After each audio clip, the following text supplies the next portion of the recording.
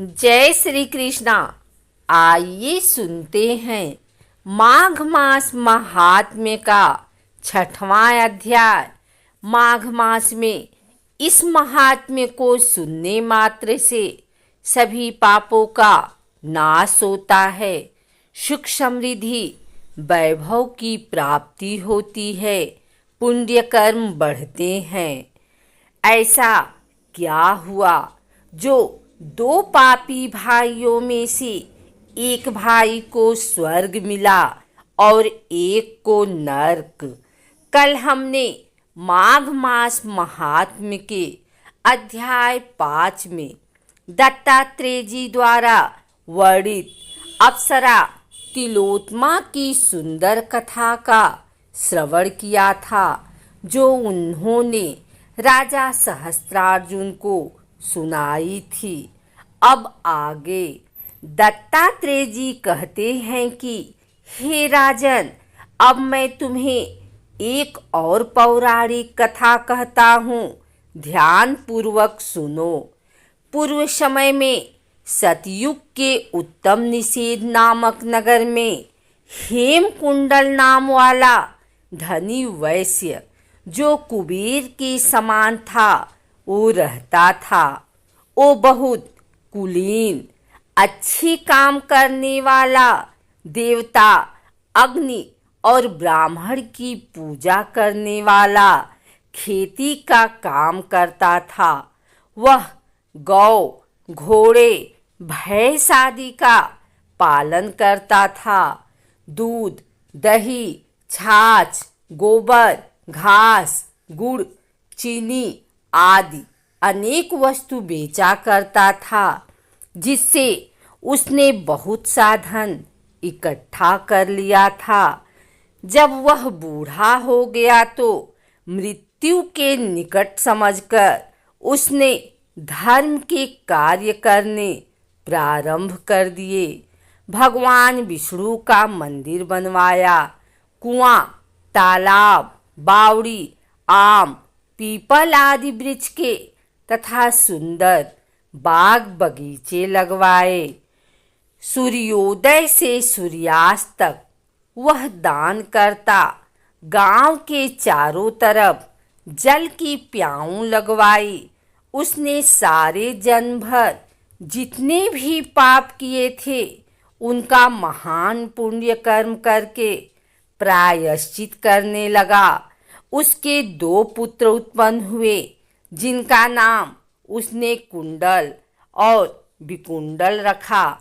जब दोनों लड़के युवावस्था के हुए तो हेमकुंडल गृहस्थी का सब कार्य उन दोनों को सौंप कर तपस्या के निमित्त वन में चला गया और वहाँ विष्णु की आराधना में शरीर को सुखाकर अंत में विष्णु लोक को प्राप्त हुआ।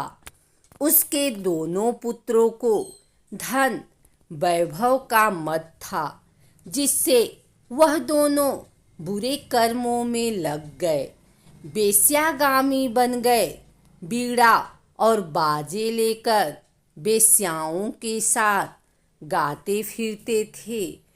अच्छे सुंदर वस्त्र पहनकर, सुगंधित तेल आदि लगाकर, भान और खुशामदियों से घिरे हुए हाथी की सवारी और सुंदर घरों में रहते थे।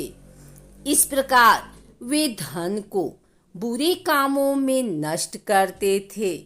कभी किसी सत्पात्र को दान आदि नहीं करते थे, न ही कभी हवन, देवता या ब्रह्मा जी की सेवा तथा विष्णु का पूजन ही करते थे।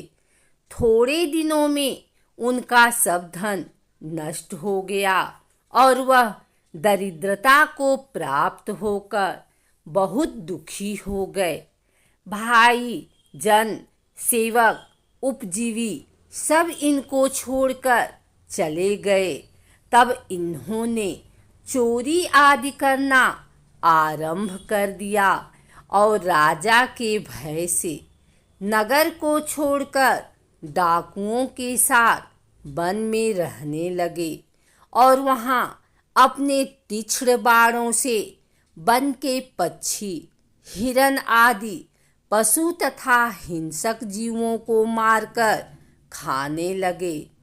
एक समय इनमें से एक पर्वत पर गया और वहाँ उसको सिंह मारकर खा गया और दूसरा भाई उसी समय वन को गया जहाँ उसे काले सर्प ने डस लिया, जिससे उसकी भी मृत्यु तभी हो गई। यमराज के दूत उन दोनों को बांधकर यम के पास लाए और कहने लगे कि महाराज, इन दोनों पापियों के लिए क्या आज्ञा है? चित्रगुप्त ने उन दोनों के कर्मों की आलोचना करके दूतों से कहा कि बड़े भाई कुंडल को घोर नरक में डालो और दूसरे भाई विकुंडल को स्वर्ग में ले जाओ जहाँ उत्तम भोग है।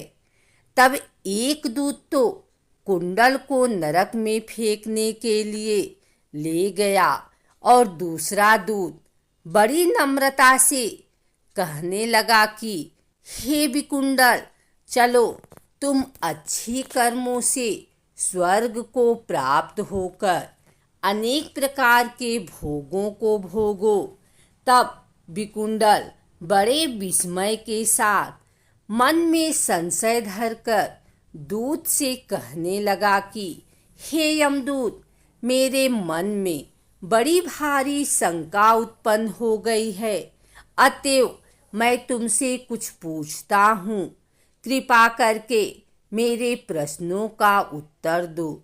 हम दोनों भाई एक ही कुल में उत्पन्न हुए, एक जैसे ही कर्म करते रहे। दोनों भाइयों ने कभी कोई शुभ कार्य नहीं किया, फिर एक को नरक क्यों और दूसरे को स्वर्ग किस कारण प्राप्त हुआ? मैं स्वर्ग में जाने का कोई कारण नहीं देखता, कृपया मुझे बताओ, मेरी शंका दूर करो।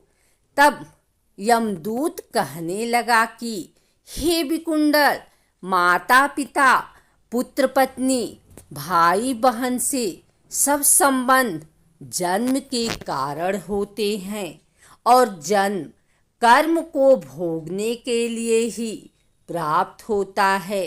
जिस प्रकार एक वृक्ष पर अनेक पक्षियों का आगमन होता है, उसी तरह इस संसार में पुत्र, भाई, माता, पिता का भी संगम होता है। इनमें से जो जैसे जैसे कर्म करता है वैसे ही फल भोगता है। तुम्हारा भाई अपने पाप कर्मों से नरक में गया, तुम अपने पुण्य कर्म के कारण स्वर्ग में जा रहे हो। तब विकुंडल ने आश्चर्य से पूछा कि मैंने तो कोई धर्म का कार्य नहीं किया, सदैव पापों में ही लगा रहा। मैं अपने पुण्य के कर्म को नहीं जानता। यदि तुम मेरे पुण्य के कर्म को जानते हो तो कृपा करके बताइए।